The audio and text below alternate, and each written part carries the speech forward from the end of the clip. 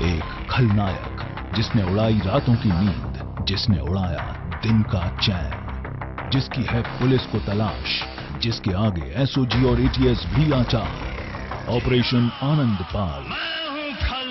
नमस्कार, मैं हूं सुशांत पारिक। जी न्यूज राजस्थान के इस खास कार्यक्रम ग्राउंड रिपोर्ट में आपका स्वागत है। एक ऐसा कैदी जिसकी फरारी ने राजस्थान की सियासत में भूचाल ला दिया, एक ऐसा बदमाश जिसको राजस्थान की पूरी पुलिस फोर्स तलाश कर रही है, एक ऐसा गैंगस्टर जो जुर्म की दुनिया का बेताज बादशाह था, लेकिन आज पुलिस के रिकॉर्ड में सबसे बड़ा खलनायक है। जी हां, आज हम बात करेंगे गैंगस्टर आनंदपाल सिंह की।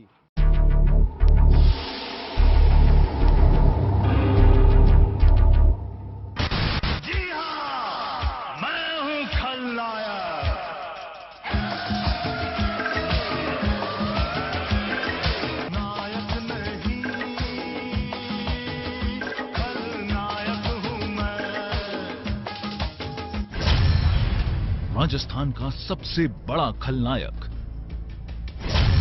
नाम आनंदपाल सिंह उर्फ एपी, गांव नागौर जिले का सांवरा। लूट, हत्या, अपहरण, रंगदारी के 28 मुकदमों में वांटेड। राजस्थान पुलिस ने 5 लाख का इनाम किया घोषित। 3 सितंबर 2015 को पुलिस कस्टडी से हुआ था फरार। एसओजी, एटीएस और पुलिस की फौज तलाश में जुटी। बावजूद 17 महीनों बाद भी खाकी के हाथ खाली। जी हां, ये वो नाम है जिसने 1.5 साल से राजस्थान पुलिस और तमाम एजेंसियों की नींद उड़ा रखी है। ये वो नाम है जिसकी तलाश में पिछले 17 महीनों से पुलिस अधिकारियों की एक पूरी फौज लगी है। ये वो शख्स है जिसके नाम से आज भी प्रदेश में डर और दहशत का माहौल है। बावजूद इसके प्रदेश के सबसे बड़े गैंगस्टर के गिरेबां तक पुलिस के हाथ नहीं पहुंच पाए। 3 सितंबर 2015 को अजमेर की हाई सिक्योरिटी जेल से नागौर की डीडवाना कोर्ट में पेशी पर से लौटने के दौरान पर्वत सर में गच्चा दिया था। आनंदपाल पुलिस और चालानी गार्ड को योजनाबद्ध तरीके से चकमा देकर अपने 2 साथियों के साथ फरार हो गया था, जिसके बाद से आनंदपाल राजस्थान पुलिस के लिए बड़ी चुनौती बन गया। फरारी के बाद पहले राजस्थान पुलिस, फिर एटीएस और फिर एसओजी को इसकी जांच सौंपी गई। हालांकि पिछले 1.5 साल के दौरान 3 मौके ऐसे आए जब पुलिस और एसओजी आनंदपाल को पकड़ने के बेहद करीब थी, लेकिन तीनों ही दफा किस्मत और टाइमिंग ने साथ नहीं दिया। ऑपरेशन आनंदपाल में एसओजी को इनपुट मिला है कि आनंदपाल ने अपना ठिकाना जो है वो राजस्थान से बदलकर दूसरे राज्यों में कर लिया है। खास तौर पे यूपी, बिहार, पंजाब और हरियाणा में आनंदपाल के पहले से बड़े कनेक्शन रहे हैं। यही वजह है कि एसओजी की टीम अब वहां की पुलिस और स्पेशल एजेंसियों की मदद से आनंदपाल की तलाश में जुटी है। इस बीच एसओजी को इनपुट मिला कि राजस्थान में अपने खास गुर्गों की गिरफ्तारी के बाद आनंदपाल ने बाकी राज्यों में अपने ठिकाने बना लिए हैं। खास तौर पर तस्करी के जमाने में उसके तार बिहार, यूपी, हरियाणा और पंजाब के कई बदमाशों से थे। ऐसे में अब एसओजी ने आनंदपाल से जुड़े हर शख्स को अपने रडार पर रखा, जिसमें उसकी बेटी भी शामिल है जो दुबई में रह रही है। बहुत सारे लोग इसमें पकड़े गए हैं, 4-5 लोग और अभी हमारे ड्रैगनेट से बाहर हैं और उनके लिए एसओजी के अधिकारी, एटीएस के भी अधिकारी लगे हैं और मुझे उम्मीद है कि जल्दी ही सफलता मिलेगी। एसओजी और एटीएस ही नहीं, आनंदपाल प्रदेश के गृह मंत्री के लिए भी उनके जीवन की सबसे बड़ी चुनौती बन चुका है। बावजूद इसके भी सरकार अपराध के आंकड़ों में कमी लाने का दावा करते नहीं थकती है। रोजी चल रही है आनंदपाल की कार्रवाई। आनंदपाल तो आपके दिमाग में हमारा भी है। मॉनिटरिंग कर रहे कई अधिकारियों का मानना है कि आनंदपाल ने बचने के लिए खुद को अकेला कर लिया है। अब वो किसी पर भरोसा नहीं करता और न ही किसी से संपर्क करने के लिए किसी प्रकार की तकनीकी मदद ले रहा है। यही वजह है कि आज तक पुलिस के हाथ खाली हैं। सुशांत पारीक, जी मीडिया, जयपुर।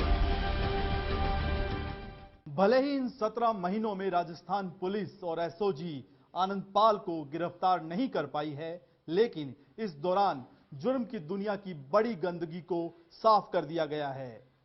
यह ऑपरेशन आनंदपाल की ही कामयाबी है कि आज राजस्थान का सबसे बड़ा बदमाश पाई पाई के लिए मोहताज हो गया है।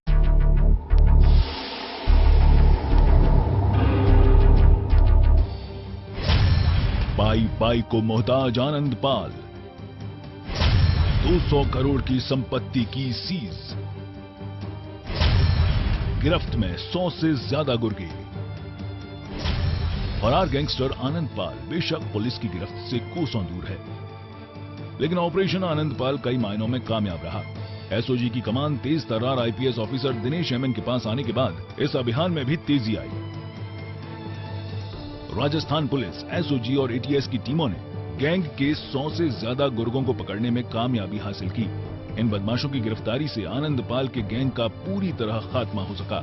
इनमें से कुछ बदमाश ऐसे थे जो न सिर्फ आनंदपाल के लिए जान दे सकते थे, बल्कि जान ले भी सकते थे।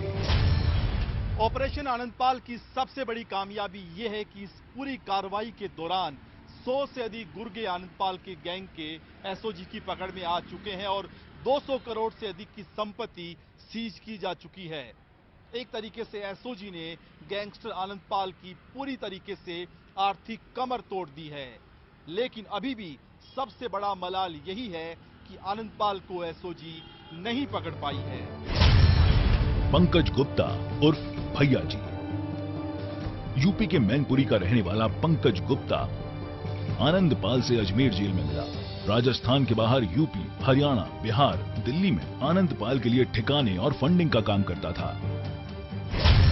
सुरेश पाटीदार, झालावाड़ का रहने वाला सुरेश आनंदपाल का बेहद खास गुर्गा था, जो आनंदपाल की फरारी के दौरान उसके लिए ठिकानों की व्यवस्था करता था। कुलदीप सिंह, सीकर की नीम का थाना का रहने वाला कुलदीप आनंदपाल के लिए चोरी के वाहनों की व्यवस्था करता था। कुलदीप आनंदपाल की सहयोगी अनुराधा चौधरी गिरोह के साथ बड़ी वारदातों में शामिल रहा। आनंदपाल जब फरार हुआ तब भी कुलदीप मौजूद था। विजय मांड्या, सीकर जिले का रहने वाला विजय मांड्या आनंदपाल के सबसे भरोसेमंद गुर्गों में से एक था। आनंदपाल की फरारी में शामिल होने के साथ साथ उसने चालानी गार्ड को नशीली मिठाई खिलाने का इंतजाम किया था। आजाद सिंह उर्फ भगत सिंह, लाडनू का रहने वाला आजाद आनंदपाल गैंग का सबसे तेज शार्प शूटर था। अचूक निशानेबाज आजाद आनंदपाल के एक इशारे पर जान लेने और जान देने के लिए तैयार रहता था। अमनदीप सिंह उर्फ नीशू बन्ना, आनंदपाल की फरारी में सबसे मुख्य भूमिका अमनदीप की रही थी। अमनदीप ने ही फरारी के लिए गाड़ी की व्यवस्था की और बीकानेर के फार्म हाउस पर ही आनंदपाल ने सबसे ज्यादा वक्त तक फरारी काटी थी। आनंदपाल गैंग के हमने लगभग आप ये देखिए कि 100 से ज़्यादा लोगों को अब तक अरेस्ट कर लिया है। हालांकि इसमें दूसरे जिलों का भी सहयोग रहा है, लेकिन कुल मिला के हमारी सूचना के आधार पर उन्होंने किया या उनके किसी इनपुट के आधार पर हमने किया या कोऑर्डिनेशन से किया, लेकिन एक मतलब टीम वर्क के रूप में काम करते हुए अब तक 100 से अधिक लोग आनंदपाल गैंग के पकड़े जाते हैं। ऑपरेशन आनंदपाल के दौरान बदमाशों की गिरफ्तारी के साथ साथ इस पूरे गैंग की कमर तोड़ी गई, यानी कि आनंदपाल को पाई पाई के लिए मोहताज कर दिया। ये पहली बार हुआ जब फरार बदमाश की संपत्ति को सीज करने की कार्रवाई की गई। एसओजी ने आनंदपाल की नागौर, चूरू और बीकानेर में करीब 200 करोड़ की संपत्ति को सीज कर उसे सबसे बड़ी आर्थिक चोट पहुंचाई। ये वही संपत्ति थी जिसके भरोसे आनंदपाल पूरी जिंदगी फरारी काटने की योजना बना रहा था। बिल्कुल, उनकी संपत्ति को हमने सीज किया है, जिलों ने भी किया है, चूरू जिले ने किया है, नागौर ने काफ़ी अच्छी इसमें कार्रवाई करी है, बीकानेर में भी अभी इसमें और प्रयास चल रहे हैं। ईडी इसमें इन्वॉल्व है, तो ईडी अपने स्तर पे भी कार्रवाई कर रहा है, जिला प्रशासन से कार्रवाई है। एसओजी के अधिकारी मानते हैं कि आनंदपाल का गैंग पूरी तरह से खत्म हो चुका है। फरारी काटने के लिए आनंदपाल आर्थिक तौर पर बेहद कमजोर है। पुलिस और एसओजी के चक्रव्यूह से बचने के लिए अब उसके पास उसके भाई रूपेंद्र पाल सिंह उर्फ विक्की, उसके खास ड्राइवर बलवीर निमोह और चचेरे भाई देवेंद्र पाल सिंह उर्फ गुड्डू का ही सहारा है। एसओजी जल्द से जल्द इन तीनों तक पहुंचने की योजना बना रही है। सहयोगी आशुतोष शर्मा के साथ सुशांत पारीक, जी मीडिया, जयपुर। दरअसल आनंदपाल की कहानी किसी फिल्मी पटकथा से कम नहीं है। ये दास्तान है एक ऐसे युवक की जो पढ़ लिख कर अपना करियर बनाना चाहता था, लेकिन उसकी महत्वाकांक्षाओं और राजनीतिक दुश्मनी ने उसे बना दिया प्रदेश का सबसे बड़ा गैंगस्टर।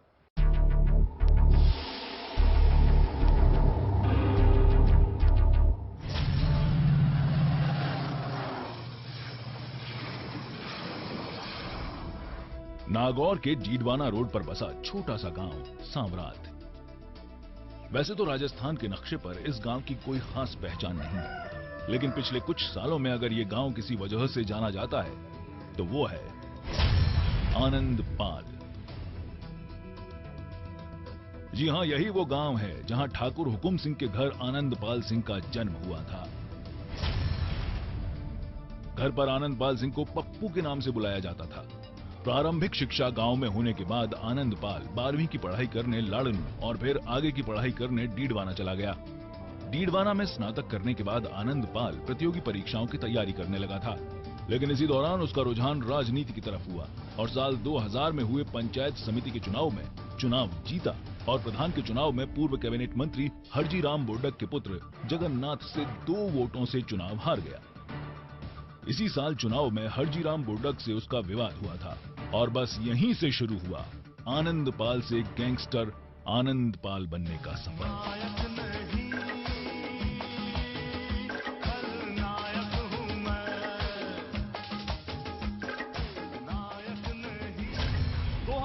का साल आनंदपाल के जीवन में बड़ा बदलाव लेकर आया। ये वो साल था जब आनंदपाल अपना राजनीतिक करियर शुरू करना चाहता था, लेकिन इसी साल ने उसके खाते में दे दी एक पुलिस एफआईआर। बस यहीं से शुरू हुआ आनंदपाल का गैंगस्टर आनंदपाल बनने तक का सफर।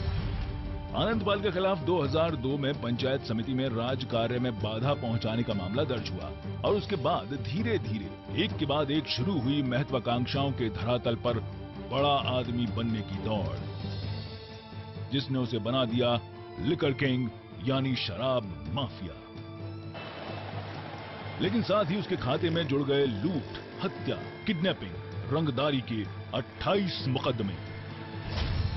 साल 2006 में जीवन राम गोदारा हत्याकांड ने आनंदपाल को रातों रात अपराध की दुनिया में कुख्यात कर दिया। यहां से आनंदपाल ने अपना एक बड़ा नेटवर्क बना लिया और यूपी, एमपी और बिहार के बदमाशों की मदद से शेखावाटी में राजू ठेठ गैंग के खिलाफ आनंदपाल सिंह के गैंग की कई बार मुठभेड़ हुई। साल 2012 में जयपुर के भागी से गिरफ्तार होने के बाद उसे बलवीर बानुड़ा के साथ बीकानेर जेल में भेजा गया था, लेकिन जेल में राजू ठेठ के गैंग की ओर से हुई फायरिंग में बलवीर बानुड़ा मारा गया, लेकिन आनंदपाल बच गया। सुरक्षा कारणों के चलते आनंदपाल को अजमेर की सिक्योरिटी जेल में भेजा गया। पेशी के दौरान कई बार आनंदपाल मुख्य धारा में आने की बात मीडिया के सामने कह चुका था और आईबी की रिपोर्ट में भी उसकी सुरक्षा को लेकर चिंताएं जाहिर की जा चुकी थी। बावजूद इसके सुरक्षा इंतजामों को लेकर लापरवाही बरती गई और आनंदपाल फरार होने में कामयाब हो गया। सुशांत पारीक, जी मीडिया, जयपुर। अभी वक्त हो चला है एक ब्रेक का। ब्रेक के बाद जारी रहेगा ग्राउंड रिपोर्ट। एक खलनायक जिसने उड़ाई रातों की नींद, जिसने उड़ाया दिन का चैन, जिसकी है पुलिस को तलाश, जिसके आगे एसओजी और एटीएस भी लाचार। ऑपरेशन आनंदपाल। एक खलनायक जिसने उड़ाई रातों की नींद, जिसने उड़ाया दिन का चैन, जिसकी है पुलिस को तलाश, जिसके आगे एसओजी और एटीएस भी लाचार। ऑपरेशन आनंदपाल। कभी शहीदों के गांव के तौर पर याद किए जाने वाले नागौर के सांवरात गांव की पहचान अब बदल चुकी है। सांवरात को अब उसके इतिहास की वजह से नहीं बल्कि वर्तमान की वजह से जाना जाता है और सांवरात गांव का वर्तमान है आनंदपाल सिंह।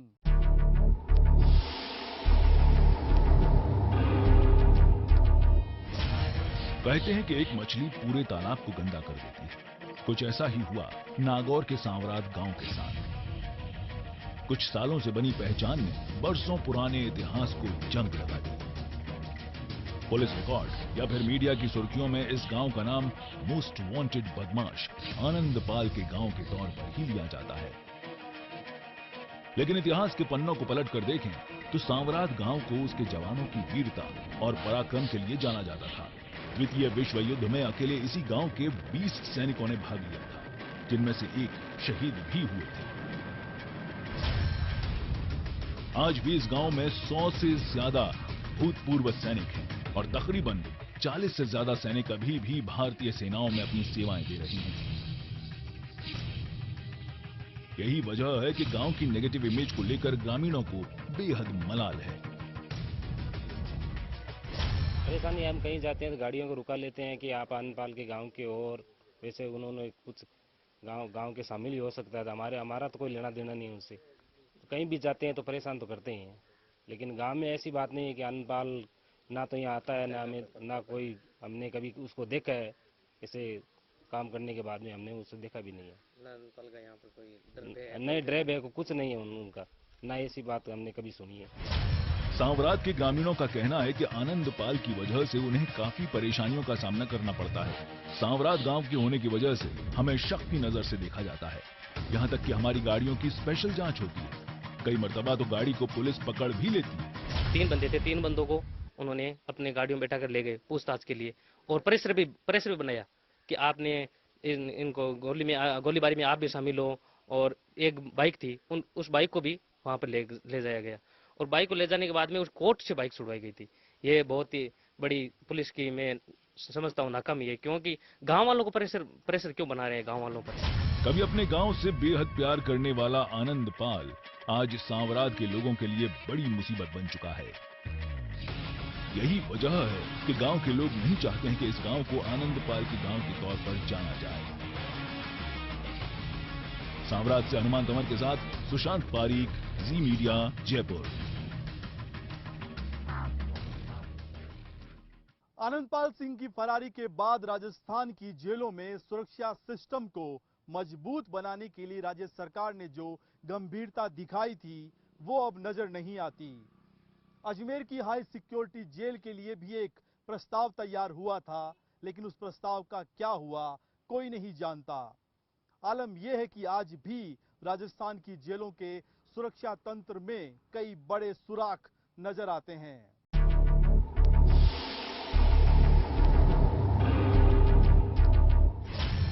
17 महीने पहले कुख्यात गैंगस्टर आनंदपाल की फरारी ने प्रदेश सरकार को रातों रात नींद से जगा दिया।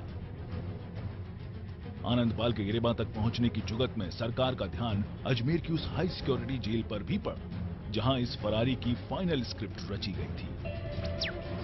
पहले जेल एडीजी और बाद में पुलिस डीजी और उसके बाद प्रदेश के गृह मंत्री गुलाब चंद कटारिया ने भी अजमेर की हाई सिक्योरिटी जेल का दौरा किया और आनंद फानन में जेल की सुरक्षा व्यवस्था की समीक्षा भी की गई और पीडब्ल्यूडी से 2 करोड़ 18 लाख का प्रस्ताव मांगा गया। इस प्रस्ताव के तहत जेल में अदालत लगाए जाने के लिए अदालत परिसर का निर्माण किया जाना था। हार्डकोर क्रिमिनल्स को इलाज के लिए जेल से बाहर न ले जाना पड़े, इसके लिए भी जेल के अंदर ही अस्पताल को उस पुरानी बिल्डिंग में शुरू किया जाना था जो जर्जर पड़ी है।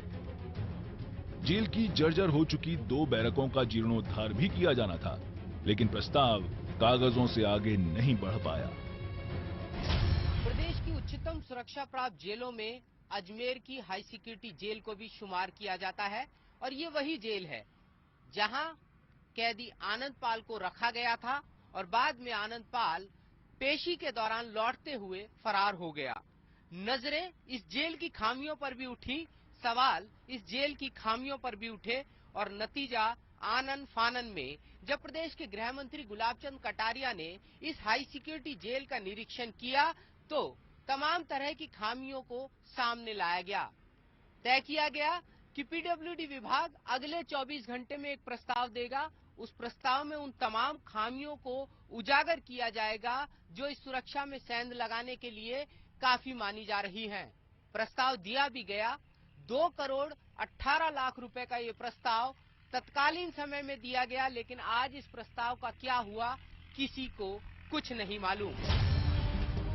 महज अजमेर ही नहीं बल्कि प्रदेश की सभी प्रमुख जेलों में सुरक्षा के हालातों के यही हाल है। इसकी एक बड़ी वजह जेलों में नफरी की कमी और कैदियों की तादाद क्षमता से ज्यादा होना है। प्रदेश की जेलों में इस समय मौजूद हैं करीब 19,000 कैदी। इनमें 70% कैदी हैं विचाराधीन, यानी समय समय पर इनको पेशी के लिए ले जाना पड़ता है। इनमें से करीब 400 हार्डकोर बदमाश भी शामिल हैं, जिनकी सुरक्षा के लिए कड़े बंदोबस्त करने पड़ते हैं। औसतन एक कैदी की सुरक्षा में 5 पुलिसकर्मी तैनात होते हैं। अक्सर नहीं बदले जाते हैं कैदियों के चालानी गार्ड। यही वजह है कि बदमाश लगा लेते हैं सुरक्षा तंत्र में सेंध। आनंद पाल की फरारी के दौर में शायद सरकार जेल सिक्योरिटी को लेकर बेहद गंभीर थी। सरकार ने जिस अंदाज में महज कुछ घंटों में प्रस्ताव तैयार करवाए थे, उसे देखकर लग रहा था कि काम बहुत जल्दी शुरू होगा।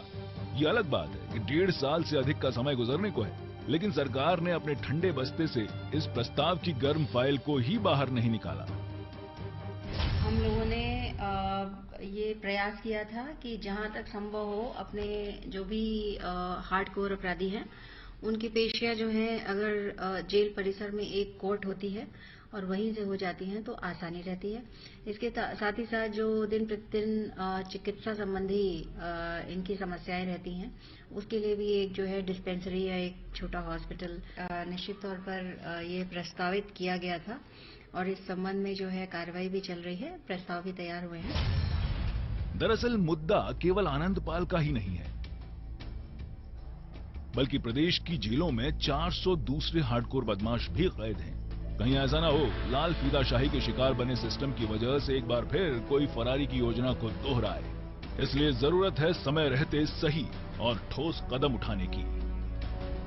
दरअसल आज के दौर में जरूरत इस बात की है कि ऑपरेशन आनंदपाल में आनंदपाल को पकड़ने के लिए जो गंभीरता दिखाई गई है और जुर्म की दुनिया की बड़ी गंदगी को साफ किया गया है, वैसे ही सिस्टम में बने सुराखों को बंद करने के लिए भी राज्य सरकार गंभीर हो, ताकि आनंदपाल की फरारी जैसी घटनाओं को दोहराने से बचा जा सके। कैमरामैन कजोड़ और विजय के साथ सुशांत पारिक, जी मीडिया, जयपुर। एक खलनायक जिसने उड़ाई रातों की नींद, जिसने उड़ाया दिन का चैन, जिसकी है पुलिस को तलाश, जिसके आगे एसओजी और एटीएस भी लाचार। ऑपरेशन आनंदपाल। ग्राउंड रिपोर्ट में आज के लिए बस इतना ही। अगले एपिसोड में करेंगे किसी और मुद्दे की पड़ताल। तब तक आप देखते रहिए जी न्यूज राजस्थान। नमस्कार। एक खलनायक जिसने उड़ाई रातों की नींद, जिसने उड़ाया दिन का चैन, जिसकी है पुलिस को तलाश, जिसके आगे एसओजी और एटीएस भी लाचार। ऑपरेशन आनंदपाल।